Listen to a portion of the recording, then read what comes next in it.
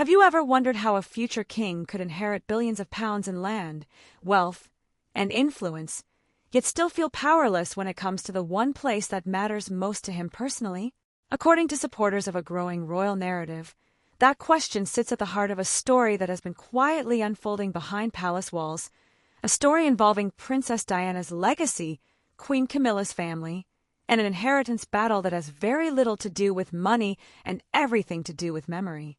While headlines have focused on royal appearances, public engagements, and political events, supporters of the narrative claim that a far more emotional issue has been troubling Prince William, one connected not to the throne he will someday inherit, but to the place where his mother truly belongs. And according to the story, everything intensified when a quiet property transfer involving Camilla's family suddenly forced people to compare two very different royal legacies. According to supporters of the narrative, the chain of events began in early 2026, when Queen Camilla allegedly completed a remarkably discreet transfer of one of her most cherished private properties. There was no major announcement, no press conference, and no carefully orchestrated royal statement. Instead, the change reportedly surfaced through property records that attracted little attention at first. According to the story, Camilla transferred ownership of her beloved Wiltshire residence, Mill House, directly to her children, Tom Parker Bowles and Laura Lopez. Supporters of the narrative claim that the move was presented as routine estate planning, the kind of practical decision many families make when preparing for the future. On the surface, there appeared to be nothing controversial about it. Parents pass assets to their children all the time.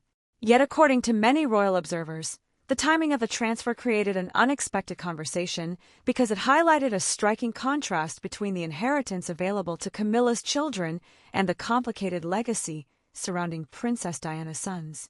What reportedly caught people's attention was not the house itself.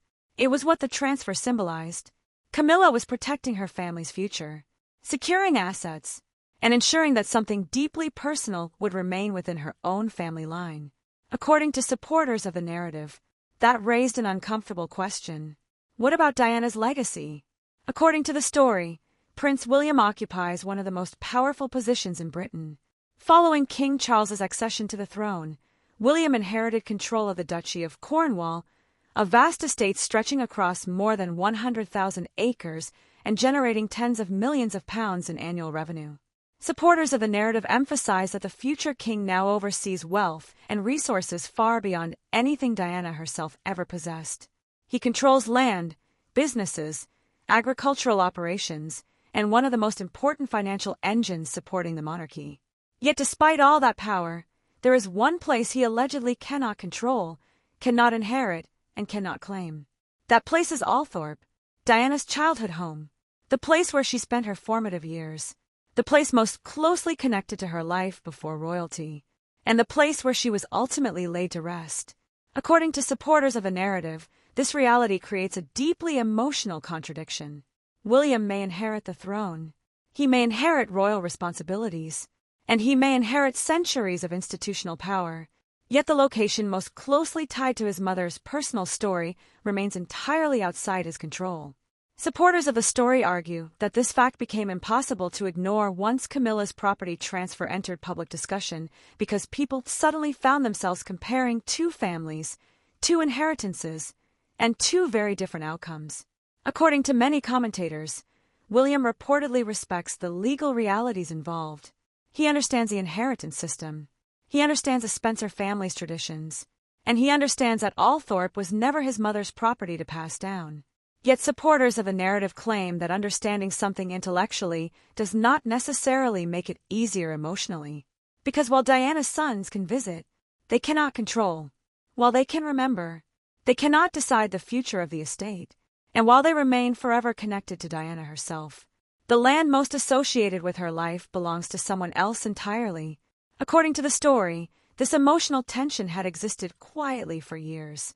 It remained largely hidden beneath the surface because there was little reason to discuss it publicly. Then Camilla's transfer reportedly changed everything. Suddenly, people noticed that her children were receiving a treasured family property directly from their mother, while questions surrounding Diana's legacy remained far more complicated.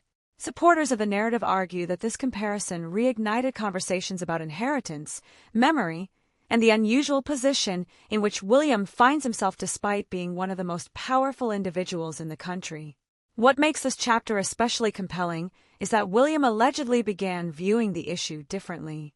Not as a legal dispute, not as a fight over ownership, and not as a question of wealth, but as a question of preservation. How could Diana's legacy be protected? Who would safeguard the places and memories most closely associated with her life? And what role should William play in that effort? According to supporters of the narrative, those questions would soon push him toward decisions that could reshape the future of Diana's legacy forever. Because as attention turned toward Althorp, the Spencer family, and the inheritance rules governing one of Britain's most famous estates, William reportedly found himself confronting a painful reality. Despite everything he had inherited, the place that mattered most to his mother would never automatically become his. And according to the story, that realization would set the stage for an emotional battle over memory, history, and the true meaning of inheritance itself. According to supporters of the narrative, the deeper William looked into questions surrounding Diana's legacy, the more he allegedly found himself confronting a reality that seemed almost impossible for outsiders to understand, because while the public saw a future king who possessed immense wealth, enormous influence, and access to resources beyond the reach of almost anyone else in Britain, William reportedly remained unable to secure the one place that carried the greatest emotional connection to his mother's life, a place that represented not Diana the princess, not Diana the global icon, but Diana the young woman who existed long before royal titles, palace ceremonies, and worldwide fame entered the picture. And according to many commentators following the story, that place was Althorp. According to the narrative, most people assumed that William inherited everything connected to Diana after her death. The money, the jewelry, the memories, and the legacy. But supporters of the story argue that this assumption overlooks one critical fact. Diana's most important inheritance was never financial. It was geographical. It was emotional. And it was rooted in a landscape that William would never actually own. According to supporters of the narrative, Althorp is not simply a country estate.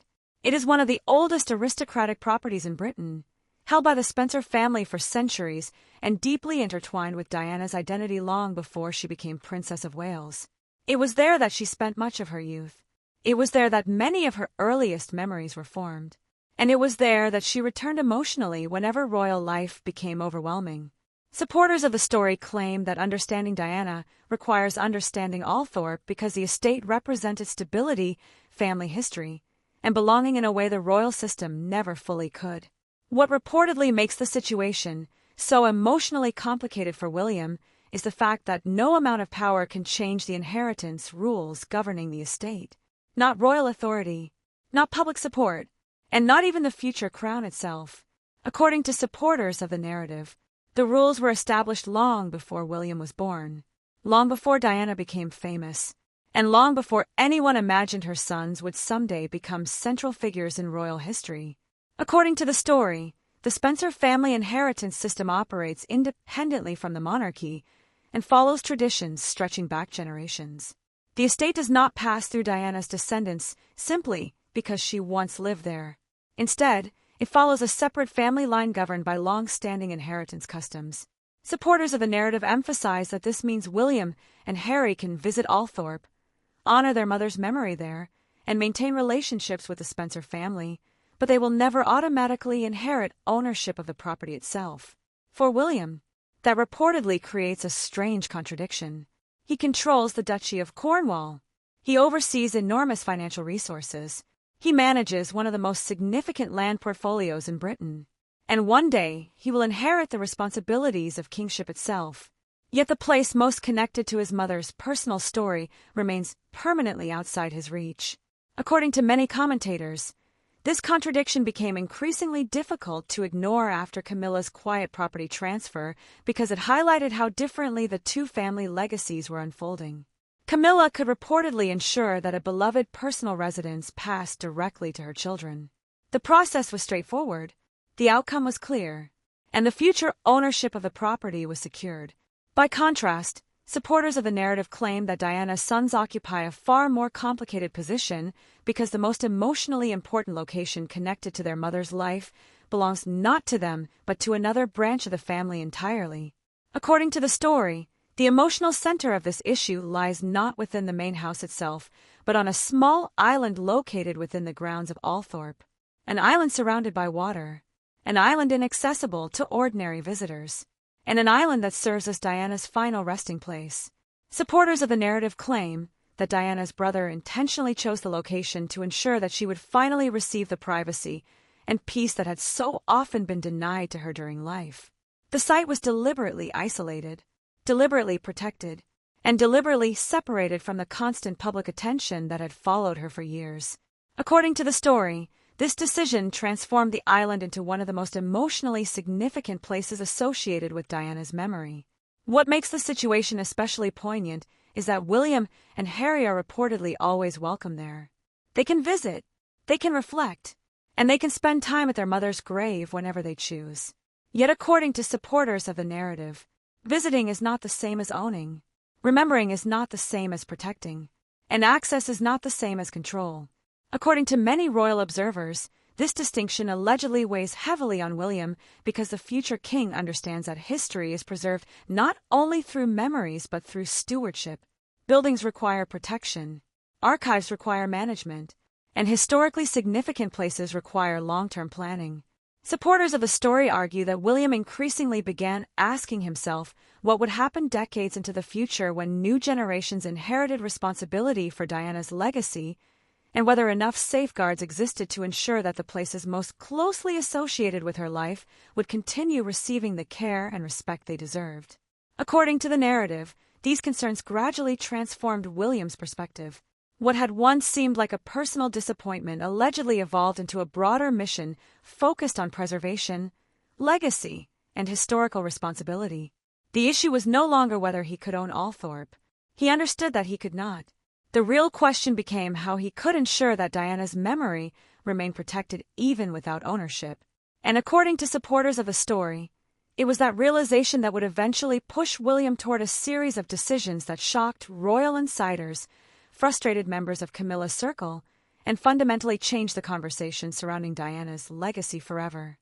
According to supporters of the narrative, the emotional conflict surrounding Althorp allegedly became even more intense once Prince William fully accepted that no legal pathway existed through which he could ever inherit the estate itself, because while many members of the public assumed that Diana's eldest son would eventually gain control over the property most closely associated with her memory, the reality was reportedly far more complicated, forcing William to confront the uncomfortable truth that despite his future as king and his extraordinary personal influence, some aspects of his mother's legacy would always remain beyond his authority. And according to many royal observers, that realization reportedly created a growing sense of frustration that palace insiders quietly noticed but rarely discussed publicly. According to the narrative, understanding the situation requires understanding the history of Althorp itself. The estate is not simply a large country house. It is not merely a family property. And it is not just another aristocratic residence hidden within the English countryside. According to supporters of the story, Althorp represents more than 5 centuries of Spencer family history, generations of inheritance, generations of responsibility, and a legacy that predates Diana's birth by hundreds of years. According to the story, the estate has passed through the Spencer family for centuries under inheritance traditions designed to preserve continuity from one generation to the next. Those traditions reportedly prioritize the direct Spencer line rather than descendants connected through other branches of the family. As a result, supporters of the narrative emphasize that William and Harry were never positioned to inherit Althorp regardless of their mother's fame, public influence, or historical importance. The estate belongs to the Spencer family lineage, and according to long-established custom, it will continue following that path into the future. What allegedly made this especially difficult for William was the symbolic meaning attached to the property. Because Althorp is not just where Diana grew up, it is where her story began, where her childhood unfolded, and where many of the memories that shaped her identity were created long before she became one of the most recognizable women in the world. According to supporters of the narrative, every room, every pathway, and every corner of the estate carries echoes of Diana's life. According to many commentators following the story, the most emotionally significant location on the estate is the small island situated within the Oval Lake, the secluded site where Diana was laid to rest after her death in 1997. Supporters of the narrative claim that the location was chosen specifically to provide peace, privacy, and protection from the relentless public attention that had followed her throughout her life. Surrounded by water and largely inaccessible to visitors, the island reportedly symbolizes the tranquility Diana struggled to find while living under constant scrutiny. For William, the island reportedly carries a significance that few people outside the family can fully understand. It is not merely a gravesite, it is the final connection, the final physical place where he can feel close to his mother. And according to supporters of the story, that emotional connection only deepened as he grew older.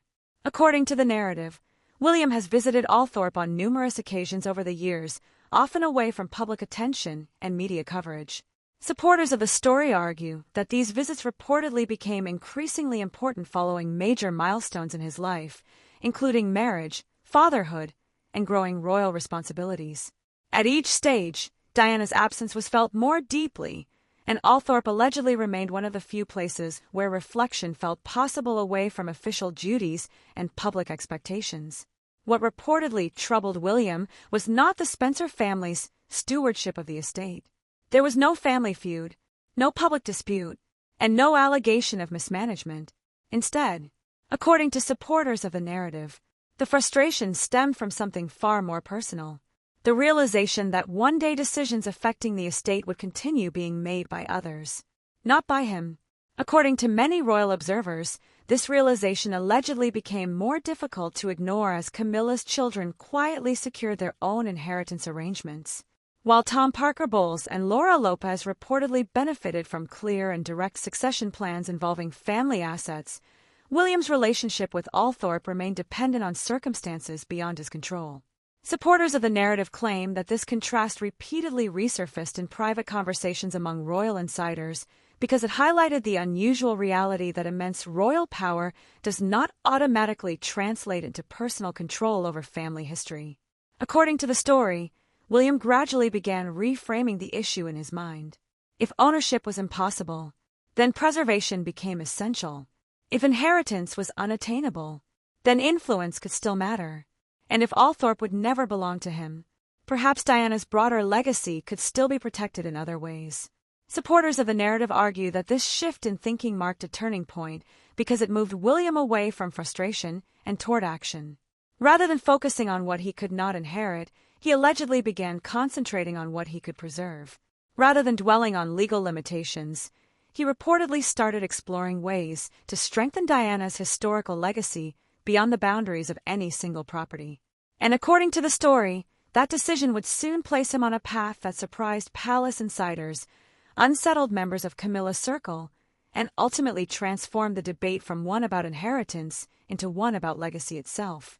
According to supporters of the narrative, the contrast between the futures of William and Camilla's children allegedly became impossible to ignore as discussions surrounding inheritance, legacy, and family property continued gaining attention behind palace walls, because while Prince William possessed extraordinary wealth, royal status, and a direct path to the throne, Camilla's children reportedly enjoyed something that he could never obtain through power alone: complete certainty regarding the future of the properties and family assets most closely associated with their mother's personal life. And according to many royal observers, that contrast allegedly created quiet tension within royal circles, not because of open conflict or public disagreement, but because it highlighted two fundamentally different approaches to preserving family history. According to the story, Tom Parker Bowles and Laura Lopez entered adulthood under very different circumstances from William and Harry. They were not senior royals. They carried no constitutional responsibilities, and they faced none of the pressures associated with preparing for future kingship. Yet supporters of the narrative claim that when it came to family inheritance, their position was in some ways remarkably straightforward. The assets connected to their mother, the home she cherished, and the places most closely tied to her personal story could be passed directly to them. According to supporters of the narrative, Camilla's transfer of Ray Mill House became symbolic for precisely this reason. The The property was not merely a valuable residence. It represented continuity, it represented family control, and it represented the ability to ensure that future decisions regarding the estate would remain within the immediate family. Supporters of the story argue that the transfer demonstrated a level of certainty that William could never achieve regarding Althorp, regardless of his status as heir to the throne.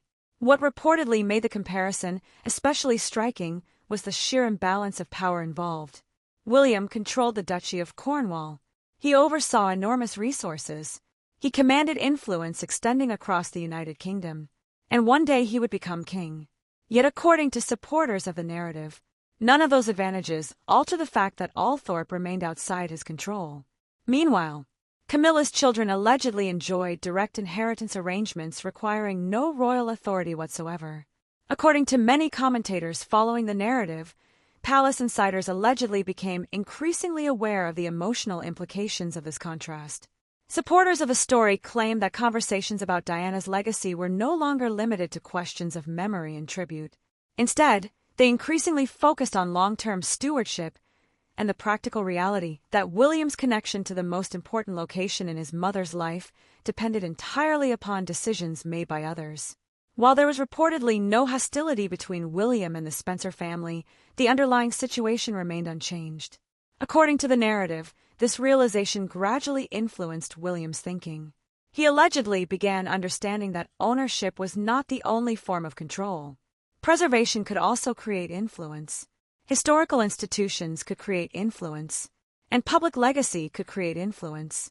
Supporters of the story argue that once William embraced this perspective, his focus shifted away from property itself and toward something much larger, protecting Diana's memory on a national scale. According to supporters of the narrative, William reportedly concluded that if he could never inherit Althorp, then the most effective response would be to strengthen Diana's broader legacy so dramatically that no single property could ever define it. Rather than concentrating on what belonged to the Spencer family, he allegedly began exploring ways to expand public access to Diana's history through archives, charitable initiatives, educational programs, and preservation efforts capable of reaching far beyond the boundaries of any estate. What makes this stage of the story especially significant is that it allegedly surprised many people around him. Some expected frustration, some expected resentment, and some expected a prolonged focus on inheritance questions. Instead, according to supporters of the narrative, William reportedly chose a different path entirely, a path centered on legacy rather than ownership. According to many observers, this shift began attracting attention inside royal circles because it reflected a broader evolution in William's leadership style. Rather than attempting to acquire what he could not legally possess, he allegedly focused on building institutions and initiatives capable of preserving Diana's influence for future generations. Supporters of the story claim that this approach impressed some advisors while frustrating others who believed inheritance disputes should simply be left alone.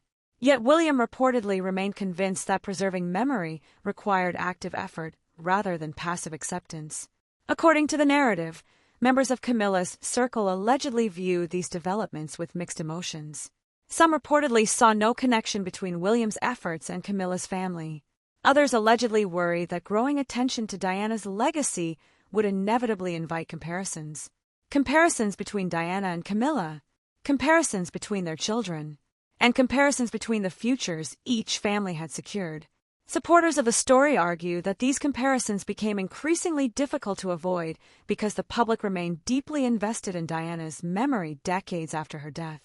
According to many royal commentators, the deeper issue was never really about property at all. It was about identity. Camilla's children reportedly inherited certainty regarding their family history. William inherited responsibility for a legacy that belonged not only to his family but to millions of people around the world. Supporters of the narrative claim that this distinction ultimately shaped every decision he made moving forward. According to the story, by the end of this period, William had allegedly reached an important conclusion. If Althorp could never become his, then Diana's legacy would have to become something even larger than Althorp, something permanent, something protected, and something capable of surviving long after individual properties, titles, and inheritance arrangements had passed into history. Supporters of the narrative claim that this realization would soon inspire William's most ambitious effort yet to secure his mother's memory, a move that would transform the debate entirely and ensure that Diana's influence remained impossible to ignore for generations to come. According to supporters of the narrative, the final chapter allegedly began when Prince William stopped asking what he could inherit and started asking what he could preserve, because after years of quietly accepting that Althorp would never belong to him, despite being the place most closely associated with his mother's life and final resting place, he reportedly reached a conclusion that would ultimately redefine his entire approach to Diana's legacy. Ownership, supporters of a story claim, was no longer the objective. Control was no longer the objective. Instead, William allegedly became focused on something far more important, ensuring that Princess Diana's influence, values, and historical significance would remain protected long after questions of inheritance had faded into history. According to the narrative, this shift in perspective transformed William's thinking completely. Rather than concentrating on property, rather than dwelling on family inheritance rules, and rather than comparing his situation to that of Camilla's children, he allegedly began focusing on legacy itself, a legacy that extended far beyond any estate, far beyond any title, and far beyond any single location.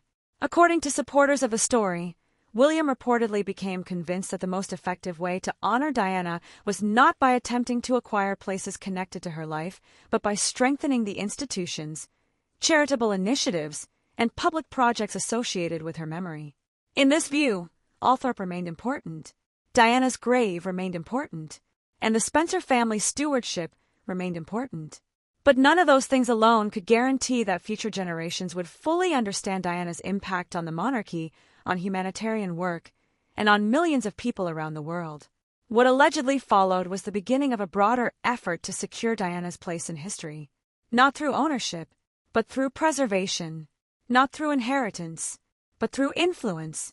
And according to supporters of the narrative, William reportedly began supporting initiatives designed to ensure that Diana's story remained accessible, relevant, and protected for decades to come.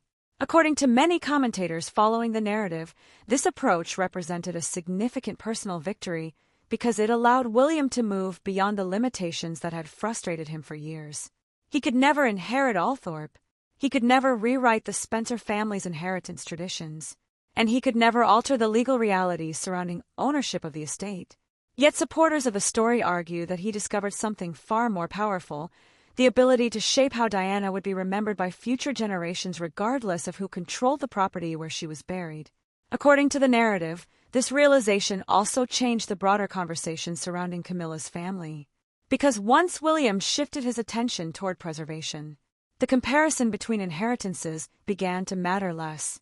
Camilla's children could inherit homes, properties, and personal assets, but supporters of the story claim that William was now focused on something much larger: the protection of a global legacy. According to many observers, this distinction helps explain why discussions surrounding Diana continue attracting extraordinary attention nearly 3 decades after her death. Properties may change hands, titles may evolve, and family fortunes may rise or fall. Yet Diana's influence remains uniquely resilient. Supporters of the narrative argue that William increasingly recognized this reality and began treating her legacy not as something confined to Althorp, but as something that belonged to history itself. What makes the ending especially emotional is the role Althorp still plays in the story. Because despite everything, the estate remains deeply significant. It remains the place where Diana grew up, the place where countless memories were formed, and the place where she finally rests. According to supporters of the narrative, William's connection to that place never weakened. It simply evolved. According to the story, William ultimately came to understand that preserving Diana's legacy did not require ownership of Althorp. What mattered was ensuring that her values, her humanitarian work, her compassion, and her influence continued inspiring future generations. Supporters of the narrative claim that this realization allowed him to move beyond frustration and embrace a broader mission, one focused on memory rather than property, purpose rather than possession, and legacy rather than inheritance. In the end, supporters of the story argue that the real lesson has nothing to do with estates, wealth, or inheritance documents. It is about the difference between owning history and protecting it. It is about understanding that some legacies are too important to be measured in acres or financial value. And it is about recognizing that the most meaningful inheritance Diana left her sons was never land. It was responsibility. Responsibility to preserve what she stood for. Responsibility to protect her memory. And responsibility to ensure that her story continues to matter. According to supporters of the narrative, that is the mission William ultimately chose to embrace. Whether or not he ever controls the place most closely associated with Diana's life, he remains one of the most important guardians of her legacy. And in the eyes of many who follow the story, that responsibility may prove far more significant than ownership ever could. So what do you think? Is preserving a person's legacy more important than inheriting their property, or do places like Althorp carry a unique importance that can never be replaced? Share your thoughts in the comments below. If you enjoyed today's video, don't forget to like, subscribe, and turn on notifications so you never miss our latest coverage of Prince William, Diana, Princess of Wales, Queen Camilla, and the ongoing story surrounding the British royal family. Thank you for watching, and we'll see you in the next video.